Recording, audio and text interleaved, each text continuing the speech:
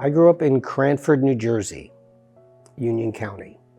And your family, are they still there? Do they come here? Most of my family is still there in New Jersey, yes. So what brought you to South Florida? In 1990, I was working at a company called the Travelers Mortgage at that time. They got bought out by GMAC. I didn't like the buyout.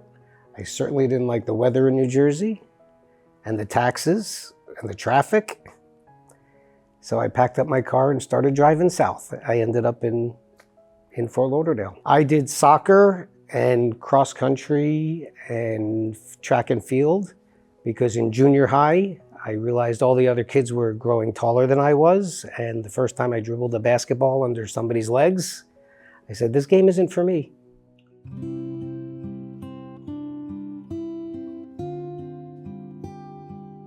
I came out to my parents at the age of 23.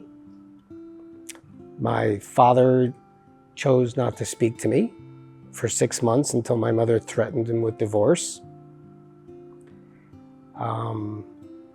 It was not easy. It was a very rough road, but they eventually came around. There was, back in the early 90s, there was some harassment towards our community. We didn't do this for any particular reason at the time. We just wanted to get out there and play sports. We just wanted to be normal guys, just swinging a bat, throwing a ball around, you know. And this, it wasn't that we were trying to assimilate, we were trying to be us.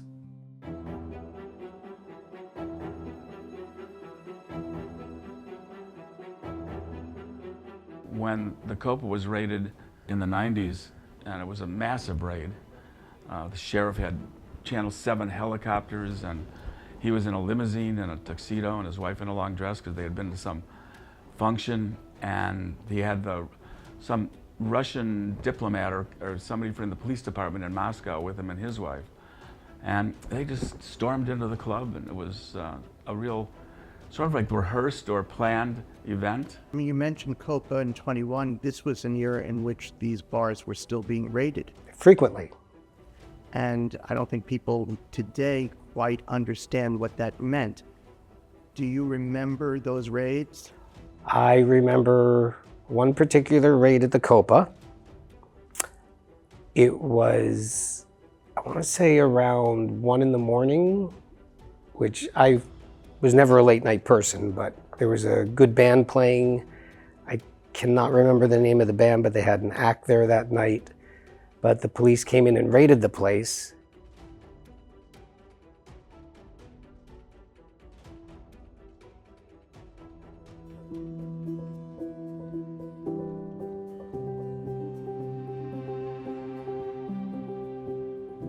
A lot of people didn't want their employers to know. They were afraid of getting fired or being harassment at work. I always kept my work life and my personal life separate. Some people were very lucky. They were in companies that were owned by gay individuals, gays and lesbians, and they were able to be themselves at work. I kept that side to myself. They said, what'd you do this weekend? Oh, I played softball, you know, my softball league. Like, oh, how'd you do? And I would use generic terms. I was at Mills Pond Park in Fort Lauderdale, that big complex. And back then in the early 90s, that was the height of the AIDS crisis. Yes. And that was the biggest concern my mother had. That was like, as soon as I came out, she started breaking down and crying. She wouldn't tell me why. Took her a few days and me constantly asking, you know, what's wrong? You're not telling me anything. And she said, you're gonna get AIDS and die. I'm like, that's not how this works, Mom. And I'd explained to her and she came around. Now she's my biggest supporter. All she wants me to do is find a nice Jewish doctor. So if you know anyone. Health-wise, it was a much different world than it is now. They had AZT, was one of the first commonly used drugs, and it was not as effective as all the drug regimens are now. So we lost a lot of good people, a lot of people that had so much potential. And that was just the tragedy. of it all. Just losing people for some stupid reason. They couldn't find a cure, they couldn't find a good drug regimen. And a lot of cities around the state had what they called the Greyhound Plan, which was where they would, if you had HIV/AIDS, they gave you a Greyhound bus ticket to Fort Lauderdale. In '94, I remember losing one of my friends, Jose. And Hosea was a beautiful individual. He was a realtor back in the day. There used to be a women's bar across the street from the Shops of World Manners, which is where right now it's Gin Bar Drink and the pub.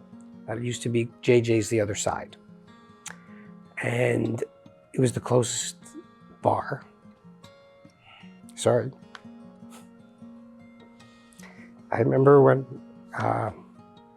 Jose died, I was young, I was stupid, it was tequila. I always did 4 toasts to the person. And I had to do it before midnight of the day they died. So I would do a toast to them, a toast to the life they led, a toast to what they could have been, and to all those that have gone before. That was the closest bar.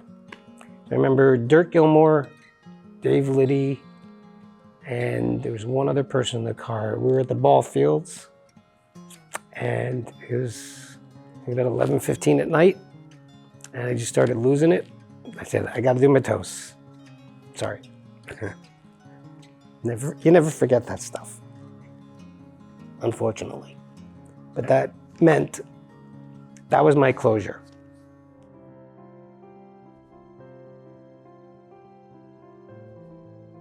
It was a tremendous help, especially forming a family. We had a number of teammates and people in the league who were thrown out by their families. Once they came out, they were discarded. They didn't want to contact with them. They had nowhere to go. I remember opening my home up to at least 3 of them back in the day. I had a 4-bedroom house. I said, all I care about is you get a job, no drugs in the house. You can stay here. You got a safe place. Kenny Silverman was the chairman of the league a few years back. And I ran into him, we were at the ball field, and he came over to me, he goes, I didn't realize you were one of the founders. I said, back in the day, yeah. He goes, I was so thankful for what you guys built, because when I moved down from New York, I didn't have anybody, I didn't know anybody. I came here and I found a family. And it was like, that was the best feeling, that we created something where everyone can feel welcome, no matter what your skill level. I'm just looking back over the 30 years, you don't realize the impact of what you do at the time, because we didn't start the league as a movement. We started it to do something outside of the bars, something in the fresh air, playing sports, doing something we liked. And looking back now, it's amazing to see how much of a life of its own it just took on, and how many people's lives that it affected. It just makes you proud.